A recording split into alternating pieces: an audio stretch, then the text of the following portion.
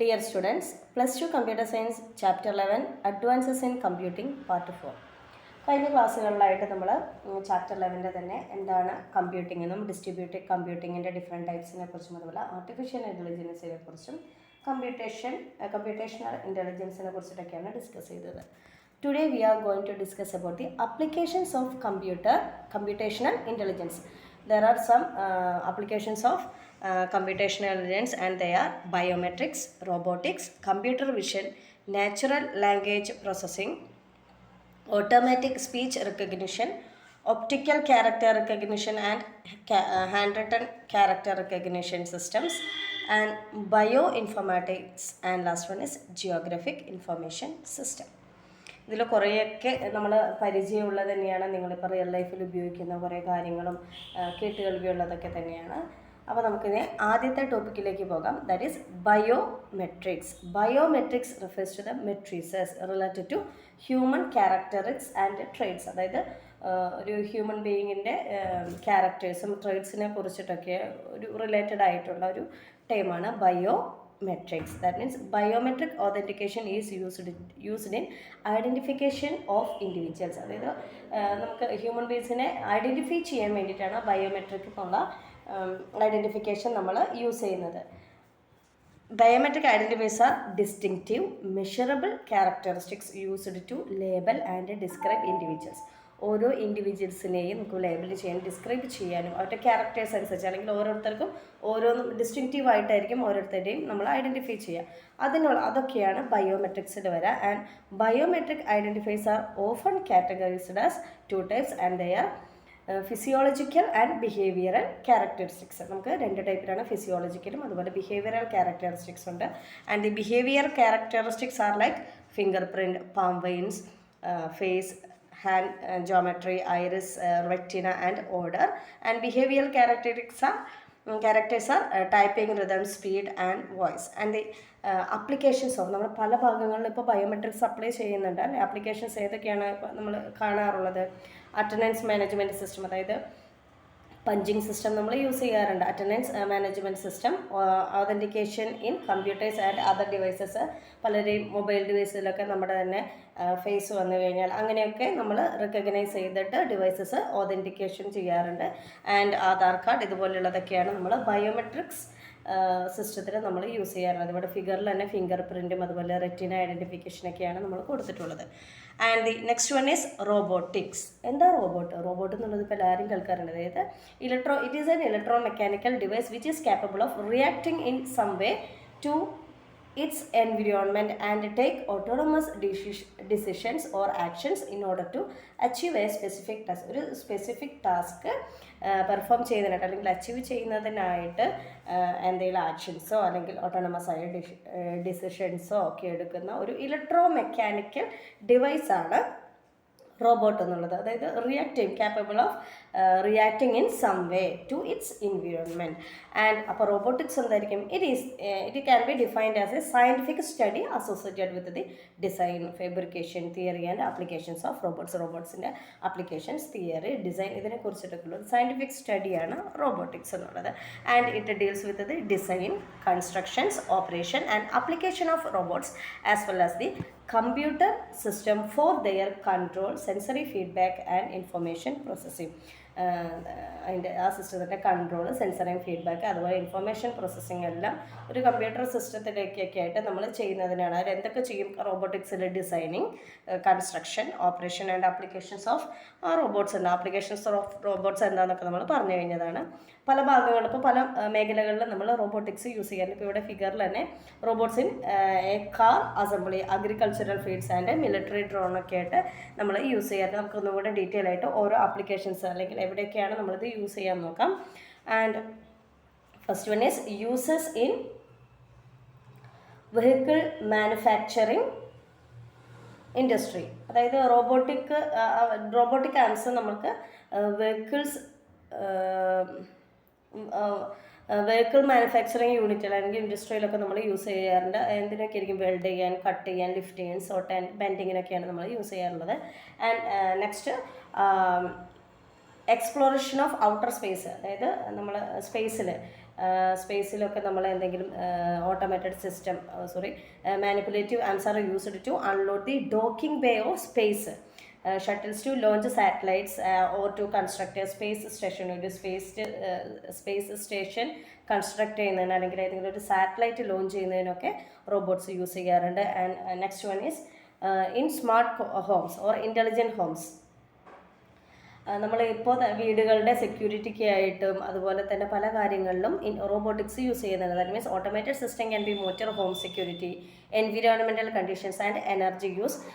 Examples ഡോർസിൽ, വിൻഡോസിൽ, അതുപോലെ പല ഹോം അപ്ലയൻസസിലൊക്കെ നമ്മൾ റോബോട്ട്സിൻ്റെ യൂസേജ് ചെയ്യാറുണ്ട്. Pre programmed to be activated.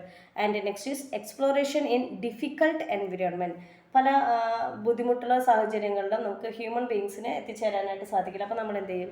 അങ്ങനെയുള്ള സാഹചര്യങ്ങളിലേക്ക് robots can visit environments that are harmful to humans. Example environment ins volcano, deepest ocean and for planetary exploration. And the next one is usage in military. Airborne robots, that means drones, are used by armies for surveillance purpose and aerial attacking in hostile environment. Automated aircrafts and vehicles could be used to carry fuel and ammunition or clear mine fields. ഈ ഭാഗങ്ങളൊക്കെ നമുക്ക് ആർമിയിൽ അല്ലെങ്കിൽ മിലിറ്ററിയിലൊക്കെ use ചെയ്യാറുണ്ട്.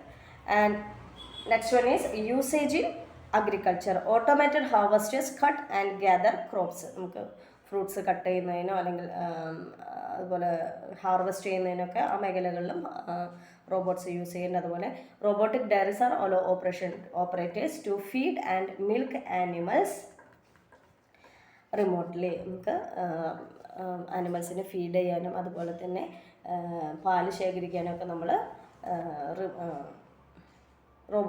Robots use ചെയ്യാറുണ്ട്. And the next one is computer vision. Computer vision is concerned with the theory and technology for building artificial systems that obtain information from images or multi-dimensional data. Computer vision എന്തിനാണ്? Multi dimensional data ആണെങ്കിൽ ഒരു ഇമേജിൻ്റെ informations ഒക്കെ നമുക്ക് obtain ചെയ്യാനും artificial systems use ചെയ്ത് ആ technology use ചെയ്തിട്ട് നമുക്ക് ആ ഡീറ്റെയിൽസ് ഒക്കെ കിട്ടാൻ ത്രൂ വിഷൻ ഒരു ഇമേജിൻ്റെ അല്ലെങ്കിൽ മൾട്ടി ഡയമെൻഷണൽ ഡാറ്റ നമുക്ക് കളക്ട് ചെയ്യാൻ ഒബ്റ്റെയിൻ ചെയ്യാൻ വേണ്ടിയിട്ടാണ് കമ്പ്യൂട്ടർ വിഷൻ നമ്മൾ യൂസ് ചെയ്യുന്നത്. The purpose of this branch to allow computers to understand the physical world by visual media means use ചെയ്ത് അതിൻ്റെ ഫിസിക്കൽ വേൾഡിനെ മനസ്സിലാക്കാൻ വേണ്ടിയിട്ടാണ് നമ്മൾ കമ്പ്യൂട്ടർ വിഷൻ യൂസ് ചെയ്യുന്നത്. The sub domain of computer vision include scene reconstruction, event detection, video tracking, object recognition, learning, indexing, motion estimation and image restoration. ഇതിനൊക്കെ വേണ്ടിയിട്ടാണ് നമ്മൾ കമ്പ്യൂട്ടർ വിഷൻസ് യൂസ് ചെയ്യുന്നത്. Sub domain of computer vision ഇൻക്ലൂഡ്സിൽ എന്തൊക്കെയാണുള്ളത്? Scene reconstruction, event detection, video tracking, ഇതുപോലെയുള്ള പല കാര്യങ്ങൾക്കും നമ്മൾ കമ്പ്യൂട്ടർ വിഷൻ യൂസ് ചെയ്യാറുണ്ട്. അത് എക്സാമ്പിളായിട്ട് നമ്മൾ മാർസിൽ ക്യൂരിയോസിറ്റി എന്നുള്ളൊരു റോവർ നമ്മൾ യൂസ് ചെയ്തിട്ടുണ്ട്. Mars rover Curiosity which uses computer vision to explore മാർസിൻ്റെ പല ഫോട്ടോസും അതൊക്കെ നമ്മൾ ക്യൂരിയോസിറ്റി എന്നുള്ളൊരു കമ്പ്യൂട്ടർ വിഷൻ യൂസ് ചെയ്തിട്ട് തന്നെയാണ് കളക്ട് ചെയ്തിട്ടുള്ളത്. And the next one is natural language processor. Natural language processor is the branch of computer science focused on developing systems that allow computers to communicate with people using any human language such as English, Malayalam, etc. നമുക്ക് ഏതൊരു ലാംഗ്വേജിലൂടെയും ഒരു computer മെഷീനായിട്ട് ഇതിലൊരു communicate ചെയ്യാൻ കഴിയുന്നതിനാണ് നമ്മൾ എന്താ പറയുക natural language processor. അത് ഏതൊരു ലാംഗ്വേജ് വേണമെങ്കിലും ആവാം. It allows people to interact with computers in their own language. അവരുടേതായ ലാംഗ്വേജിൽ തന്നെ നമുക്ക് കമ്മ്യൂണിക്കേറ്റ് ചെയ്യാനായിട്ട് സാധിക്കണം. ഇപ്പോൾ നമ്മൾ മലയാളത്തിലാണെങ്കിൽ അതിൽ നിന്ന് തിരിച്ചുള്ള റെസ്പോണ്ട് നമുക്ക് മലയാളത്തിലാണ്, ഇംഗ്ലീഷ് ആണെങ്കിൽ ഇംഗ്ലീഷ്, അങ്ങനെയുള്ളത് ഒരു സിസ്റ്റത്തിനെയാണ് നമ്മൾ എന്ത് പറയുക natural language processor.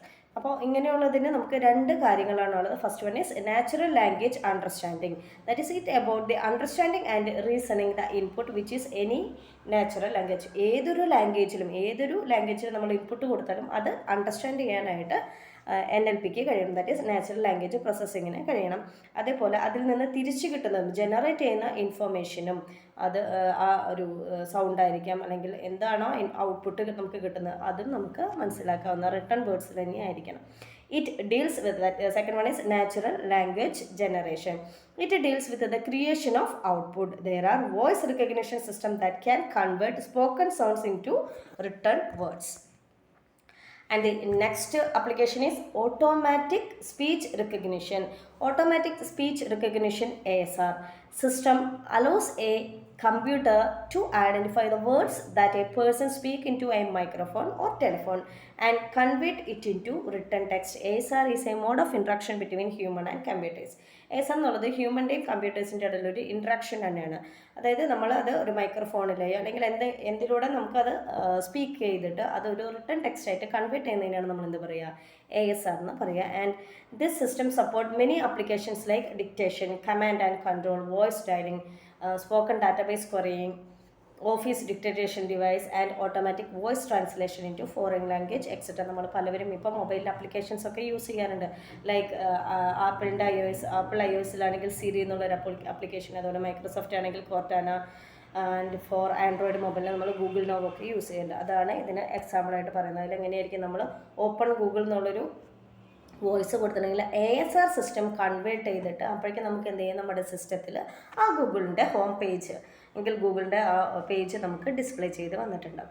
And next is optical character recognition and hand written character recognition system. അതായത് OCR, അതായത് ഒപ്റ്റിക്കൽ ക്യാരക്ടർ റിക്കഗ്നിഷൻ നമ്മൾ ഫസ്റ്റ് ഇയറിന് ഓൾറെഡി പഠിച്ചു കഴിഞ്ഞാൽ തന്നെയാണ്.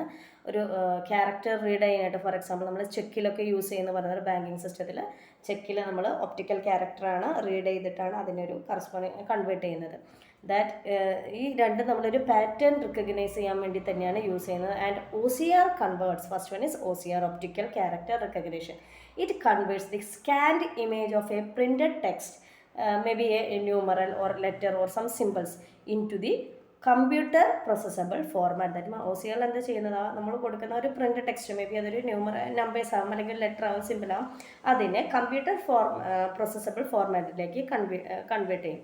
ഇനി HCR ഹാൻഡ് റിട്ടൺ ക്യാരക്ടർ റിക്കഗ്നിഷനിൽ രണ്ട് അപ്രോച്ചസ് ആണുള്ളത്. First one is online and second one is offline. ഓൺലൈനിൽ data are captured during the writing process by a special pen on a electronic surface. ഒരു സ്പെഷ്യൽ പെൻ യൂസ് ചെയ്ത് ഒരു electronic സർഫസിൽ നമ്മൾ എഴുതുന്നതിനോടൊപ്പം തന്നെ ഡാറ്റ ക്യാപ്ചർ ചെയ്യണം during the writing process. But in the case of offline, data are acquired after writing the process is over. ഓഫ്ലൈനിൽ എല്ലാ ഡാറ്റയും നമ്മൾ എഴുതി കഴിഞ്ഞതിന് ശേഷം, എല്ലാ റൈറ്റിംഗ് പ്രോസസ്സും ചെയ്തതിന് ശേഷം മാത്രം ഡാറ്റ അക്വയർ ചെയ്യും. And example, Google's online handwritten recognition application. Google handwritten input can recognize handwritten script of 82 languages in mobile services. എല്ലാവരും മൊബൈലിലൊക്കെ പലവരുടെയും മൊബൈലിൽ നമ്മൾ യൂസ് ചെയ്യാറുള്ളതൊക്കെ തന്നെയാണ് 82 ലാംഗ്വേജസ് ആണ് അതിന് സപ്പോർട്ട് ചെയ്യുന്നത്. And next one is bioinformatics. Bioinformatics means it is an application of computer technology to management of biological information. Biological informations manage ചെയ്യാനുള്ള ഒരു കമ്പ്യൂട്ടറിൻ്റെ ടെക്നോളജിയാണ് ബയോ ഇൻഫോർമാറ്റിക്സ്. ഇൻഫോർമാറ്റിക് അതായത് ബയോളജിക്കൽ ഇൻഫർമേഷൻസ് ആണ് അതിനകത്ത് മാനേജ് ചെയ്തത്.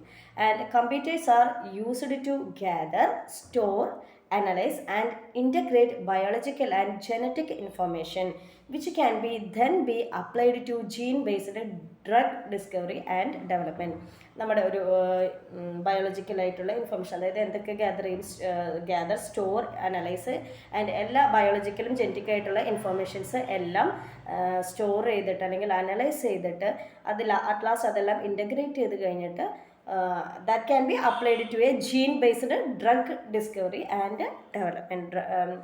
Drug discoveryക്കും ഡെവലപ്മെൻറ്റിനൊക്കെ വേണ്ടിയിട്ടാണ് നമ്മളിത് യൂസ് ചെയ്യാറുള്ളത്. And the aims are, first one, organize biological data in a way that allows researchers to access existing information and to submit new entries as they are produced. എല്ലാ biological ഡാറ്റയും organize ചെയ്തിട്ട്, അതായത് എങ്ങനെയുള്ള data, in a way that allows researcher to access existing ഇൻഫർമേഷനൊക്കെ access ചെയ്തിട്ട് റിസർച്ചിന് access ചെയ്യാനായിട്ട് സാധിച്ചിട്ട് ഒരു ബയോളജിക്കൽ ഡാറ്റ നമ്മൾ ഓർഗനൈസ് ചെയ്യണം. And to submit new entries, പുതിയ എൻട്രീസ് ഒക്കെ സബ്മിറ്റ് ചെയ്യണം and as they are produced. And the second one is to develop tools and resources that aid in the analysis of data. And the third one is to use these tools to analyze the data and interpret the results in the biological meaningful manner. Biological meaningful മാനറിൽ അത് ഒരു at last നമുക്കൊരു result വേണം. നമുക്ക് second സ്റ്റേജിൽ നമ്മൾ ടൂൾസും റിസോഴ്സസും ഒക്കെ develop ചെയ്യുന്നുണ്ട് ആ ഒരു ഡാറ്റയിൽ നിന്ന്. തേർഡ് സ്റ്റേജിൽ ആ ടൂൾസൊക്കെ നമ്മൾ എവിടെ യൂസ് ചെയ്യണം, ഒരു ബയോളജിക്കൽ മീനിങ് ഫുൾ മാനറിലായിട്ടുള്ള റിസൾട്ട് പ്രൊഡ്യൂസ് ചെയ്യാനായിട്ട് നമുക്ക് സാധിക്കണം. And the last application is geographic information system. Geographic information system technology is developed from the digital cartography and computer aided design, that means CAD, database management system. GIS, that means geographical information system, is a computer system for capturing, storing, checking and displaying data related to various positions on earth. Earth surface, അതായത് earth സർഫേസിലെ പല details നമുക്ക് capture ചെയ്യാനും store ചെയ്യാനും check ചെയ്യാനും display ചെയ്യാനും ഒക്കെ use ചെയ്യുന്ന ഒരു കമ്പ്യൂട്ടർ സിസ്റ്റമാണ് geographic information system. For example ഇവിടെ ഫിഗറിൽ കോഴിക്കോട് ഡിസ്ട്രിക്റ്റിലെ പോപ്പുലേഷനാണ് മാപ്പ് ചെയ്തിട്ടുള്ളത്. അതുപോലെ ഈ ഒരു സെക്കൻഡ് ഫിഗറിലെ mapping forest in Kerala through GIS. അപ്പോൾ ഇതിലെ ഒരു ജോഗ്രഫിക്കൽ ഏരിയയുടെ ഒരു എർത്ത് സർഫേസിലെ വേരിയസ് പൊസിഷനിൽ നിന്ന് നമുക്ക് എന്തൊക്കെ ചെയ്യണം, ആ ഡാറ്റ ക്യാപ്ചർ ചെയ്യാനോ സ്റ്റോർ ചെയ്യാനോ ചെക്ക് ചെയ്യാനോ ഡിസ്പ്ലേ ചെയ്യാനൊക്കെ ഉള്ള ഒരു കമ്പ്യൂട്ടർ സിസ്റ്റമാണ് GIS, that mean geographical information system. And നമ്മൾ പല ഭാഗങ്ങളിലും അത് അപ്ലൈ ചെയ്യാറുണ്ട്. For example soil mapping, agricultural mapping, forest mapping, e-governance, water resource management, natural disaster management, strategic urban planning, infrastructure planning, precision agriculture planning, ഇങ്ങനെയുള്ള പല മേഖലകളിലും നമ്മൾ GIS use ചെയ്യാറുണ്ട്. And the benefits are better information management, higher quality analysis, ability to carry out what if scenarios and improve project efficiency. ഈ ഉള്ള കാര്യങ്ങൾക്കൊക്കെയാണ് ഇതൊക്കെയാണ് GISൻ്റെ benefits. And one more topic, remote sensing. It means sensing things from a distance, അതായത് ഒരു ഡിസ്റ്റൻസിൽ നിന്നിട്ട് ആ ഒരു പർട്ടിക്കുലർ ഇതിൻ്റെ നമ്മൾ ഡീറ്റെയിൽസ് കളക്ട് ചെയ്യാണ്, സെൻസ് ചെയ്യാണ്. അതാണ് റിമോട്ട് സെൻസിങ് എന്ന് പറയുന്നത്. And it is an art and science of obtaining information about an object. ഒരു ഒബ്ജക്റ്റിൻ്റെ ഇൻഫോർമേഷൻസ് കളക്ട് ചെയ്യുന്ന ഒരു ആർട്ട് ഓർ സയൻസിനെയാണ് നമ്മൾ എന്ത് പറയുന്നത്, റിമോട്ട് സെൻസിങ് എന്ന് പറയുന്നത്. പക്ഷേ നമ്മൾ ആ ഇൻഫർമേഷൻ കളക്ട് ചെയ്യുന്ന അതിനെ ഡയറക്റ്റ് കോണ്ടാക്റ്റ് ആയിരിക്കില്ല, without being in direct contact with the object. ഇതാണ് റിമോട്ട് സെൻസിങ്. ഫോർ എക്സാമ്പിൾ ഇപ്പോൾ നമ്മൾ വെതർ കണ്ടീഷനൊക്കെ പറയാറുണ്ട്. ആൻഡ് അപ്പോൾ ഇന്ന് നമ്മൾ ഡിസ്കസ് ചെയ്ത topics the applications of computational intelligence and the applications are biometrics, robotics, computer vision, natural language processing, automatic speech recognition, optical character recognition and handwritten character recognition and bioinformation and geographic information system. Hope all these topics are clear to you. Thank you, students.